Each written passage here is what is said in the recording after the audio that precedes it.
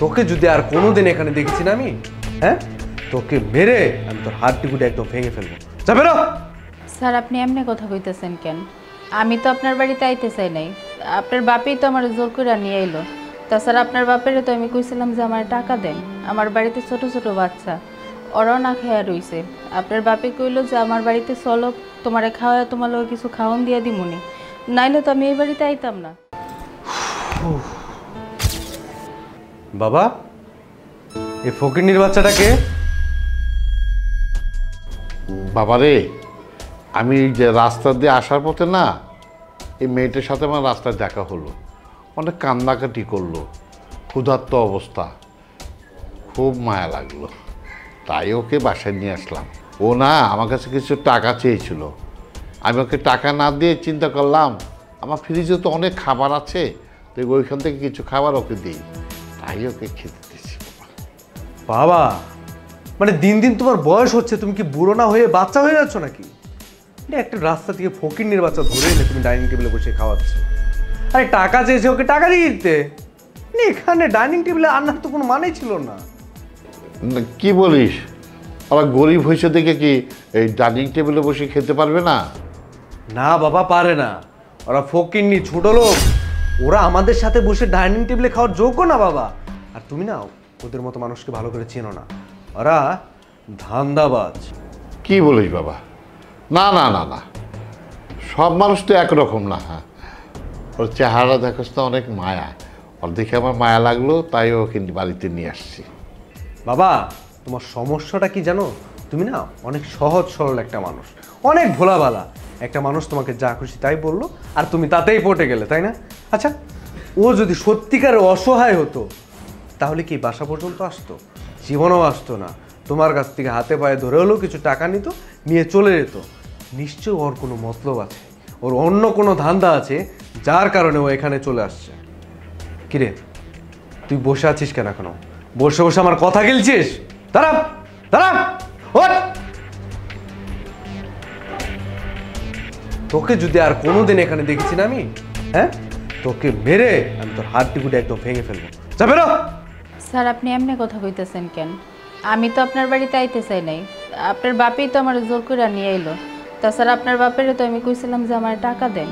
আমার বাড়িতে ছোট ছোট বাচ্চা, ওরাও না খেয়া রইছে। আপনার বাপে কইলো যে আমার বাড়িতে চলো, তোমারে খাওয়া, তোমার লোক কিছু খাওয়ান দিয়া দিমুনি, নাইলে তো আমি এই বাড়িতে আইতাম না। আর আপনি আমার লোক এমন ব্যবহার করতেছেন কেন? আমি গরিব, গরিব বলে কি আমি মানুষ না? কুকুরের মতো আচরণ করতেছেন আপনি আমার লগে। কারণ তো অবশ্যই আছে। তোরা হচ্ছিস ফকিন্নির জাত, ছোট লোকের জাত। তোদের সাথে তো আমাদের যায় না। তোরা আমাদের সাথে একই টেবিলে বসে খাওয়ার যোগ্য না। শোন, তুই না এখানে যে ধান্দা নিয়ে আসিস কোনো লাভ নেই। আমি তোর উদ্দেশ্য কখনোই সফল হতে দিব না। তুই আমার চোখের সামনে থেকে চলে যাবি, না হলে কিন্তু আমি তোর গায়ে হাত তুলতে বাধ্য হব। দেখেন স্যার, আপনি আমার যেমন টাইপের মায়া ভাবতেছেন, আমি ওরকম মায়া না। আমারও একটা সংসার আছিল। আমার জামাই আমার চাইরা চলে যায়, এখন আমি কি করতাম?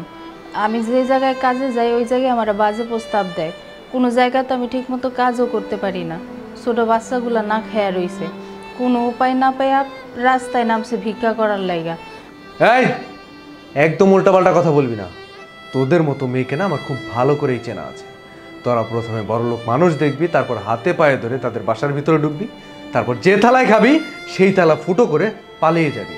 কি মনে করেছিস আমি কিছুই জানি না? তোরা হচ্ছিস ছোট লোক, নিচু জাতের মানুষ। তোরা না মানুষের কাতারেই পড়িস না।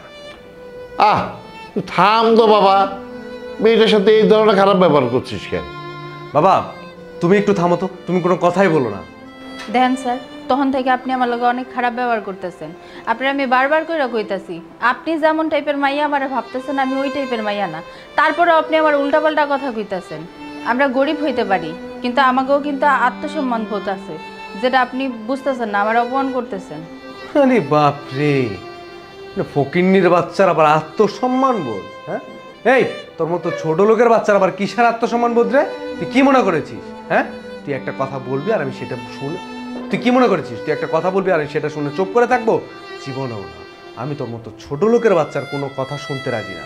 তোর সাথে যে আমি দাঁড়িয়ে এখানে কথা বলছি, এটাই তো তোর 7 জন্মের কপাল। কেন দাঁড়িয়ে আছিস কেন? হ্যাঁ, আমি বলবো তারপরে এখান থেকে বের হবি।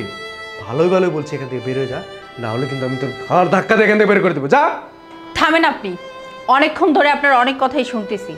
আপনি জানেন আমি কে? আরে বাপ রে, পরিচয়! ছোট লোকের বাচ্চা করিস তো রাস্তায় রাস্তায় ভিক্ষা, তোর আবার এক্সট্রা কিসের পরিচয়? তোর কোনো পরিচয় নেই, ছোট লোক। এখান থেকে বেরো, যা যা বেরো।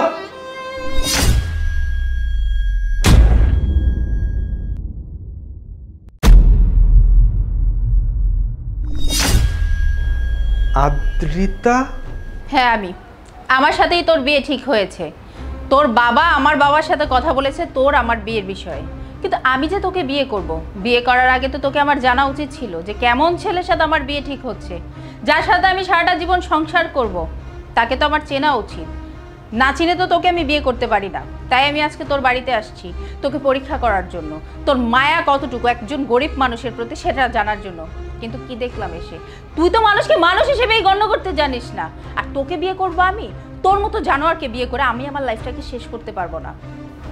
না মানে হয়েছে কি, আমি তো মানুষদেরকে সম্মান করি, কিন্তু ওই যে যারা আর কি আমার লেভেলের হাই সোসাইটিতে বসবাস করে তাদেরকে, যারা ওই ছোটো লোক তাদের গা থেকে অনেক ব্যাড স্মেল আসে, তো ওইগুলো আবার আমি নিতে পারি না, এই জন্য আর কি।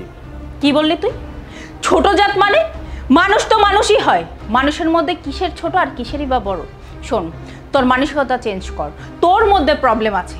আর তোর মতো জানোয়ারকে আমি বিয়ে করব না, তোর মতো জানোয়ারকে বিয়ে করে আমি আমার লাইফটাকে শেষ করব না। আঙ্কেল, আপনার ছেলেকে আমি বিয়ে করতে পারবো না। আপনার ছেলেকে বিয়ে করলে আমার জীবনটা পুরো শেষ হয়ে যাবে। না না মা, তুমি এই কাজটি করো না, তোমার বাবাকে কিচ্ছু বলো না। আমার ছেলেটা ভুল করে ফেলছে, এবারের মতো মাফ করে দাও। তুমি যদি এই কথাটা তোমার বাবাকে বলো না, এই বিয়েটা হবে না মা। প্লিজ তুমি তোমার বাবাকে বলো না। সরি আঙ্কেল, আপনি আমাকে মাফ করবেন। আমি আমার বাবার কাছে যাব আর যে বলবো যে আপনার ছেলেকে আমি বিয়ে করতে পারবো না। আর আপনি আমাকে রিকোয়েস্ট করবেন না। আসি। সরি, আমাকে ক্ষমা করবেন। আসি। মানে